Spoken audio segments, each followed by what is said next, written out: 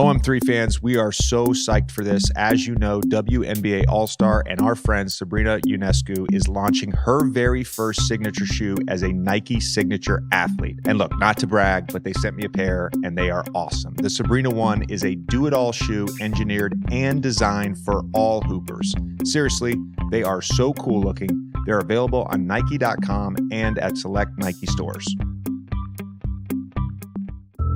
Welcome to the Old Man of Three with JJ Redick and Tommy Alter. This is a special bonus episode with Ryan Roucco. This bonus episode of the Old Man of Three is brought to you by Nike as we gear up for the WNBA Playoffs, and we are going to do a deep dive on all the first round matchups in the WNBA Playoffs.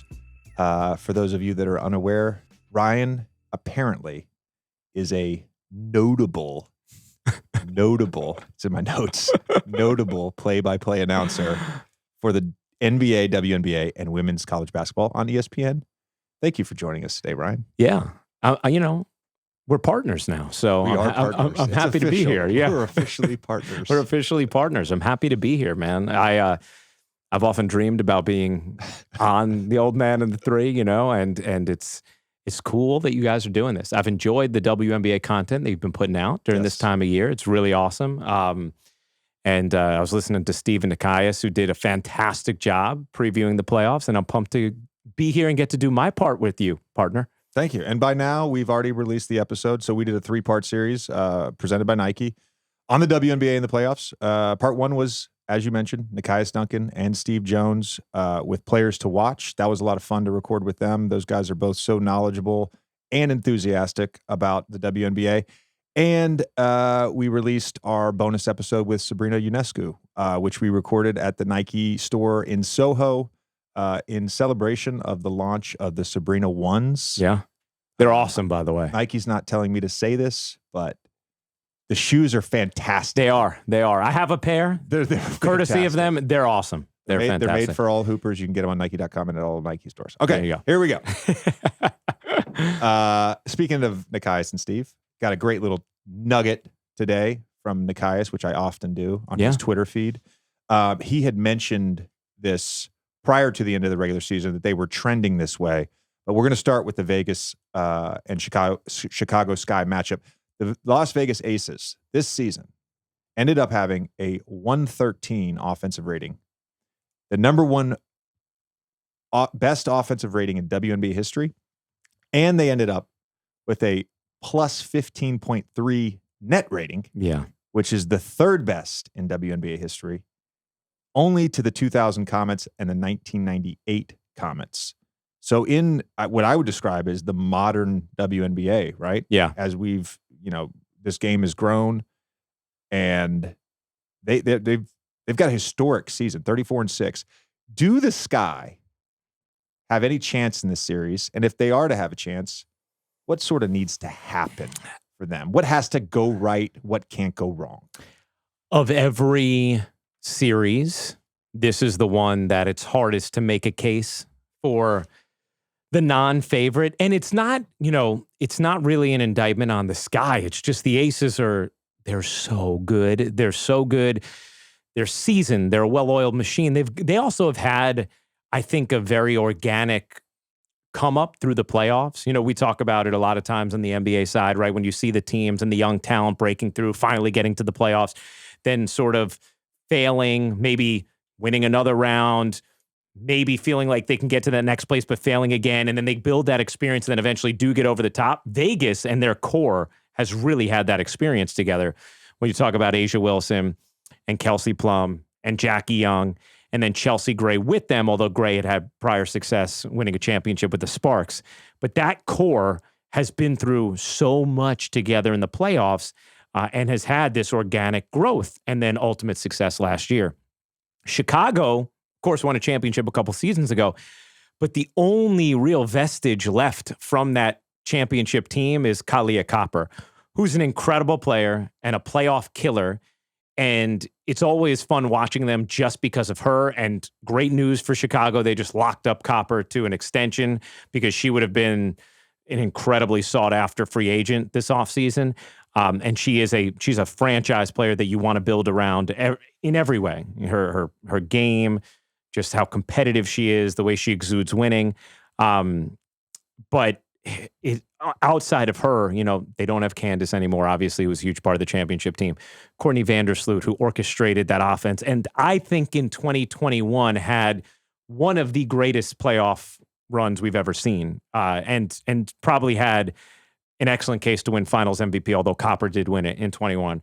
And Allie Quigley, who was a huge part of their team, Azurá Stevens. So the short answer is no. I don't think it's easy to make a case for Chicago because Vegas is just, they're so good. And Chicago this year, they eked into the playoffs. And had they owned their own draft pick, you wonder what would have happened at the end with that 8th seed, but there was no advantage for them being in the lottery because Dallas actually owned Chicago's pick. So they get to the playoffs, and Alana Smith for them has had a really good year. She's one of the candidates for most improved. And obviously Copper worth watching just always, but it's tough to build a case for Chicago in that series. Yeah. So you mentioned the Sky squeaking into the playoffs. They were one of 4 teams kind of bunched together there, along with the Mystics, the Dream, and the Lynx, who we'll get to in a second.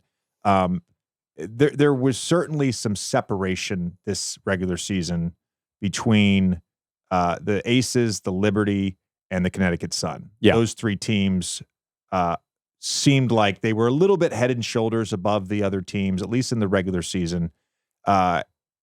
Since you apparently think the Chicago Sky have no chance in this, I want to take this opportunity, though, to talk about what you need to do to beat the Aces. The Liberty beat them twice in 10 days to win the Commissioner's Cup. Yep. In the clinching game, they held them to 63 points.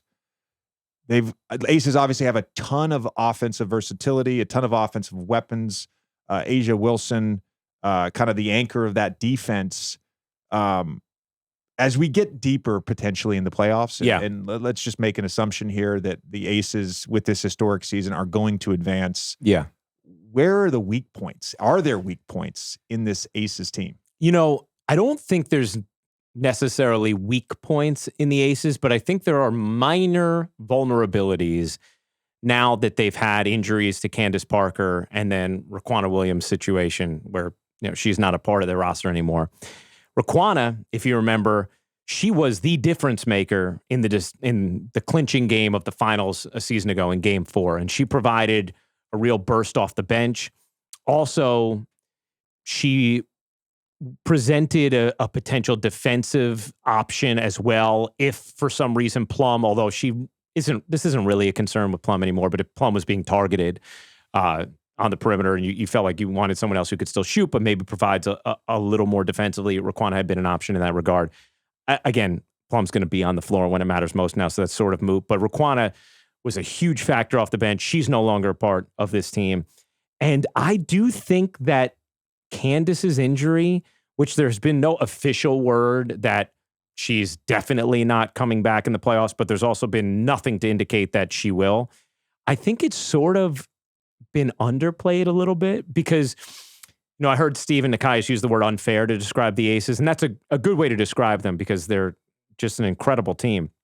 But I think what made them truly feel unfair was when they also had Candace Parker in that starting 5. And you added one of, if not the greatest player in league history to a championship foursome that is coming off this incredible postseason run and all in their prime, right? Like Chelsea Gray, Asia Wilson, Kelsey Plum, Jackie Young are all in their prime. And then you add Candace Parker, and she, after a few games, she was finding it, and she was initiating a lot of offense for them, off the glass, getting it and going. And also, I think, helped to negate where Vegas could run into some issues, and that is on the glass, because they may run into trouble leaving Kia Stokes on the floor. My guess is, even though Kia has been a contributing player to winning for Vegas, when it comes crunch time, they're going to need to have Asia Wilson at the 5. And that does leave them a little bit more vulnerable on the glass against, say, a New York team that's going to have Jonquel Jones and Breanna Stewart and their ridiculous wingspan just keeping balls alive, right? It also leaves them maybe just a little bit vulnerable against a team like Dallas that always has size on the floor with Tierra McCowan and Satu Sabali, or Kalani Brown, who comes off the bench and she's on the floor with Satu. And so I say this to say, I think maybe you use the word, or Stephen Nikias used the word, inevitable. Is Vegas inevitable, right? Yeah. And I think that, which is the Thanos, the Thanos word. I think that Vegas still is the favorites to win it all. But when I saw them with Candace, I think maybe it was like July 1st or something. I did a game out there and I walked out and I said, that's the best team I've ever seen. This is my 11th finals coming up. I said, that's the best team I've ever seen in the WNBA. And losing Candace, they're still incredible, but there's a hair of vulnerability. And I think we saw New York take advantage of that. So that would be if you were looking for it. Right. The depth. Yes. The rebounding. Yes, those are the areas. At this stage of her career, Candace, we talk about hubs all the time. You mentioned the initiating the offense. Like she functions sometimes as a hub for that offense, right? Yeah. And I think you do miss that. So I get it. Communication on defense, yes, too. Becky talks about that, too. Yeah, exactly. Yep. All right, so let's talk about the Liberty and Mystics. Because the Mystics, I feel like, of all the chatter right now, are the team that there's chatter around a potential upset here. Yeah. I mean, it seems like Washington, they're better than their record indicates. Brittany Sykes had a fantastic season, Natasha Cloud, and of course, Elena Deladon, who's been one of the best players in the WNBA for a number of years. There's clearly talent there. Yep. But in some ways, as we discussed with Stephen Nikias, the Liberty this year are a super team. I mean, there's no other way to describe the amount of depth and talent they have. Sabrina we should shout out Sabrina. She just broke the WNBA record for most threes in a regular season the other night. Their vulnerabilities against specifically this Washington Mystics team, where do you see the Mystics looking to attack and potentially take advantage of some of those vulnerabilities? I do think this is going to be an interesting series. And I think the Liberty from August 1st on have been the best team in the league. But Washington can present similar challenges to New York that Vegas does. Maybe not at the same level because Chelsea Gray is the best point guard in the world. But where Vegas presents problems for New York is it's on the perimeter. It's their guard play. And just how physical, how fast, how athletic they are at the guard position, and just talented, shooting, everything. And for Sabrina Ionescu and Courtney Vandersloot, that can be a challenge defensively. Now, as the regular season went on, they met that challenge against Vegas. But Washington provides a similar challenge. Brittany Sykes has had an incredible season. She's one of the best defenders in the league. And now her offensive game has completely blossomed in Washington, where, she's regularly scoring 20 points a night. Then you have Ariel Atkins, who is an Olympian, who is a champion in this league, two-way player who can really shoot, tenacious defender, leader, everything, fast as well, can turn the corner, get downhill. And you combine them with Natasha Cloud, who again is the kind of guard who can give Sabrina and Courtney maybe some trouble. Big, physical, can turn the corner, get downhill, can shoot it as well. That's where I think there's some intrigue, because Washington is not talent-wise, they're a team that's definitely better than their record. There's no question about that. Yep. They've been hurt all season, people in and out of the lineup, whether it was Atkins, whether it was Deladon. Christy Tolliver ended up tearing her ACL at the end of the season, so she won't factor into the playoffs. Shakira Austin has dealt with a hip injury on and off. Whether or not she can play, and right now it doesn't sound like she'll be able to, but maybe there's some question there. That sort of will determine whether or not Washington is vulnerable on the glass against New York. But where Washington can give New York trouble is their guard play. And while I think New York should be favored in the series, and they are certainly the smart pick, I don't think it would be surprising to see a third game in this 3-game series. And I don't think it would be shocking if Washington won. I think everybody, would reasonably still pick New York, but Washington's talent is that of a much better than a 7 seed. She's a WNBA All-Star, she's a Nike signature athlete, and she's a fellow New Yorker. I'm talking about New York Liberty star Sabrina Ionescu. Nike and Sabrina just launched her very first signature shoe, the Sabrina 1, and I'm so excited for you guys to see these things. They're a do-it-all shoe engineered for the next generation of hooper. I was lucky enough to be sent a pair, and I have to say, they're super comfortable and versatile. Plus, they look incredible. Sabrina put some personal touches into the design that really make them unique. I have to say, they are a fantastic all-around basketball sneaker, and I know I've worn lots of sneakers, and this shoe is not just built for Ionescu, but for all who love the game, all hoopers. I can't wait to test them out on the court, but I'll probably need to stretch first because, well, I'm old. So trust me, do yourself a favor, go check them out. They're available on Nike.com and at select Nike stores. Go cop a pair of the Sabrina 1s. A lot of people thought the Connecticut Sun were not going to be as good as they've been. Alyssa Thomas has nearly averaged a triple-double. She's at 15.5 points, almost 10 rebounds, and 7.9 assists, plus 1.8 steals. She's been awesome. She's not even the leading scorer on the Sun. They have a ton of talent as well. This first-round matchup with the Lynx, a lot of people, including Nikias and Steve, said, well, let's not make it inevitable that it's going to be Liberty, Vegas, and one of those teams will be the eventual champion. Let's also consider the fact that the Connecticut Sun are good enough to make a run, not just to win the first round and beat the Liberty, but to win it all. I had a coach at the end of July when I asked them, who do you think's going to win it all this year? And they said, this was a coach who was not, it wasn't a Connecticut Sun coach. He wasn't a Connecticut Sun coach.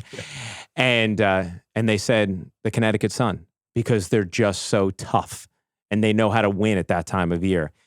And I think it's hard to see a finals without New York and Vegas because they've both had historically good regular seasons. And, they have the top 2 players in the sport in A'ja Wilson and Breanna Stewart, however you want to rank them. But Alyssa Thomas has been an incredible playoff performer. If you look at her playoff numbers and also her playoff minutes, JJ, she never sits. We had the finals in 2019, Connecticut, Washington. I think the final 3 games of those finals, I think she sat for a total of 30 seconds. And it was when she picked up a third foul or something like that. I mean, it was ridiculous. And her motor is just so consistent. And her game is physically limited. She plays with 2 torn labrums. She has not gotten her torn labrums fixed in either shoulder. So when you watch her shoot, she shot puts. She literally shot puts. But her desire to win, her mind is, her acumen is just off the charts. Alyssa Thomas's basketball IQ is astounding. And Stephanie White, who I will say I voted for Coach of the Year this year, she has a roster that had incredible change. Hold on. Yeah.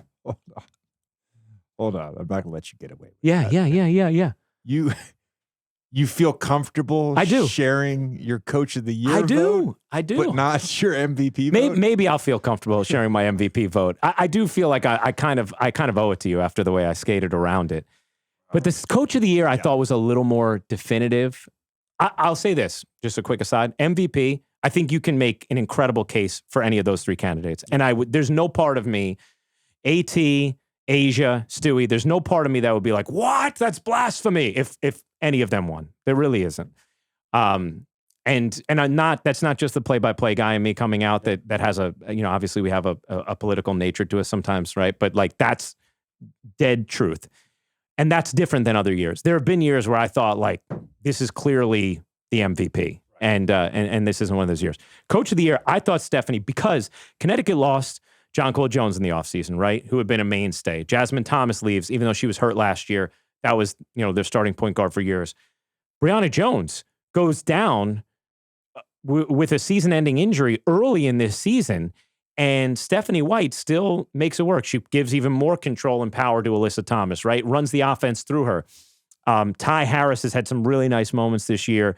Natisha Heidemann, who they're going to need one of those guards to step up. Tiffany Hayes, who Connecticut brought in, gets downhill for them in a way they need to. And then DeWanna Bonner had an even better season than she did last year. So Connecticut is a team I won't write off because last year I thought the Chicago Sky were inevitable. I watched them play during the regular season. I thought there's no chance this team is losing in the playoffs. And we all thought it was going to be Vegas, Chicago. And I thought Chicago was the favorite. And then they lost in shocking fashion to Connecticut. So I wouldn't write them off. I think they're going to have a tough series with Minnesota. Yeah. Nafisa Collier has had, I had her in my MVP voting. I either had her fourth or fifth. I got to look back at my ballot, but she's had an MVP. She's had a season worthy of being in the top 5, I think, MVP voting. Diamond Miller has been the clear-cut second best rookie in the league behind Aaliyah Boston. And I think she's going to really blossom over the next couple of years under Cheryl Reeve and Minnesota. And Kayla McBride is a veteran multi-time All-Star who can really shoot the lights out. Minnesota will play tough. You know, they have a history of playing tough. And so I think their first round matchup will bring some close games. I think Connecticut is the clear-cut favorite to emerge from that series, but I wouldn't be surprised if those are some tight games. And I also wouldn't be surprised if Connecticut does make some noise in the semifinals too. Love that. Love that. All right, last matchup. This is between the Dream and the Wings. The 4-5 matchup. Again, the Dream in that group that had 18 or 19 wins. Wings went 22-18, have one of the most dynamic scorers in the league. I find this matchup to be pretty interesting. Yeah. It could make for an entertaining series. I want you to talk about the matchup, but secondarily, can either of these teams make a deep run into the finals? Dallas can. If Dallas and Vegas meet in the semifinals, which would be what happened if chalk bears out, no one's going to pick Dallas to win. But Dallas is one of the teams that did beat Vegas once during the regular season. And Dallas, right now, it's time for them to take that step. So they haven't won a playoff series, I believe, since 2009 when they were in Detroit. And this, like we talked about how Vegas kind of had their that path that we see so many teams go through. The one team I always think about is like Oklahoma City, although they didn't ultimately win it, right? We saw them go through where it was, oh, they're interesting, to like, oh, they're a playoff team, to wow, they gave the Spurs a run for their money, to wow, they're in the finals. Yeah, exactly.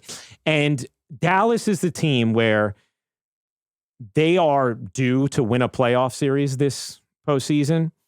And I think that they're on the brink of being a legitimate championship contender. They have incredible young talent. Satu Sabali is seemingly just scratching the surface of her game, and she very well may be a first-team All-WNBA player this season. Arike Agumbawale is also an All-WNBA, whether it's first or second-team player, and a killer in big moments. Natasha Howard's had an incredible year. You know, one of the sort of overlooked parts of the Jonquel Jones trade was you could make an argument Natasha Howard had a better season for Dallas than Jonquel even did for New York. And I think Natasha should have been an all-star this season. Plus, she's won a few championships and has been an amazing performer at that time of year. Two-way player who can stretch the defense. And then Dallas, as we briefly alluded to before, they have size as well because they have Tierra McCowan, who brings incredible size on the interior, and then Kalani Brown, who brings similar size. So they kind of can play similar ways off the bench.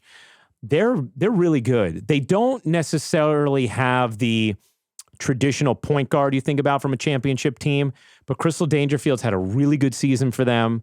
Veronica Burton is more of a defensive-minded point guard off the bench. But Dallas is really good. They're really good. And they may not be ready to beat a Vegas, but could you see them beating Atlanta and then taking Vegas to a fifth game? I don't think that's, they could get swept too. Maybe they're not ready for that challenge at all. They're very young, but I wouldn't be shocked by that. And Atlanta, Tanisha Wright, really impressive coach in her second season with the Dream. I think is going to be a great coach for a long time in this league. Cheyenne Parker's had a great year, all-star year for them. Alicia Gray has flourished under Atlanta. Little revenge series for her. She was traded from Dallas in the offseason to Atlanta.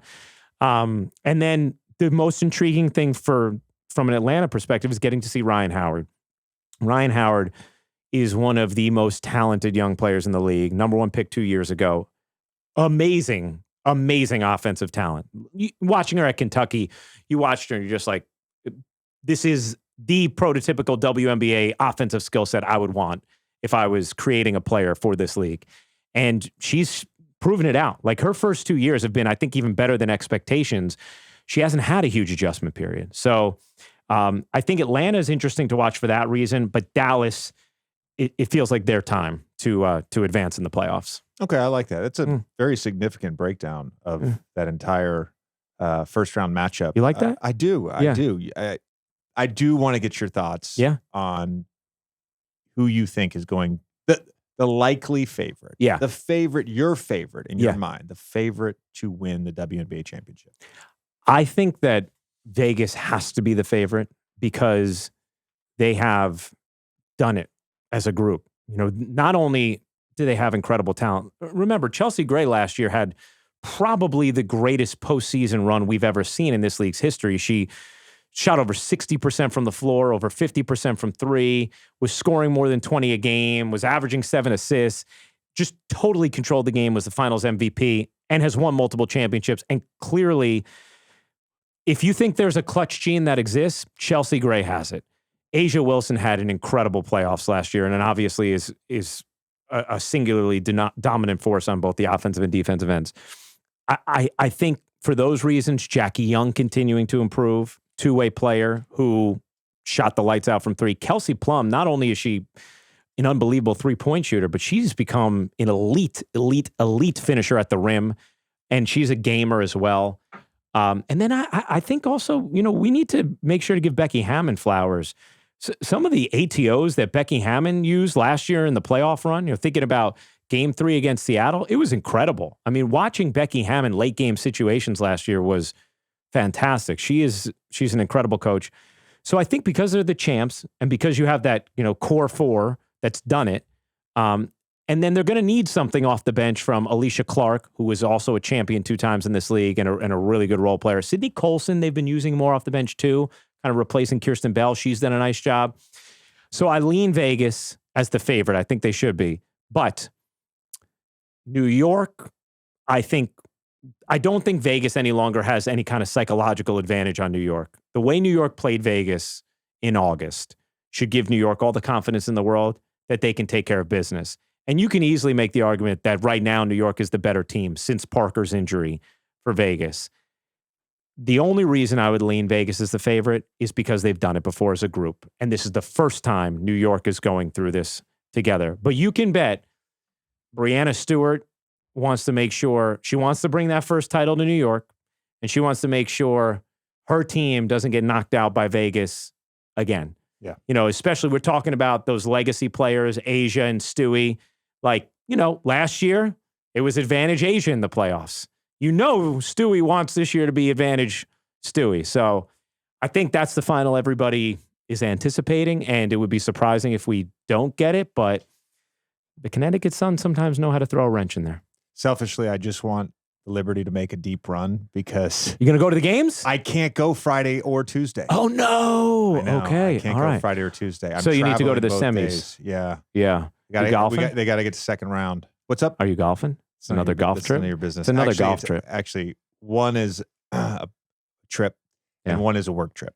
Oh. Yeah. Interesting. All right. Good. Make that money, JJ. This has been a special bonus episode of The Old Man of the Three, brought to you by Nike. Thank you to my good friend and teammate now, Ryan Roucco, who is, again, a notable play-by-play announcer for the NBA, WNBA, and women's college basketball on ESPN. Go get the Sabrina Ionescu, Sabrina ones. They just launched her Nike signature shoe. As Ryan and I said, they're fantastic. You can get them on Nike.com or at select Nike.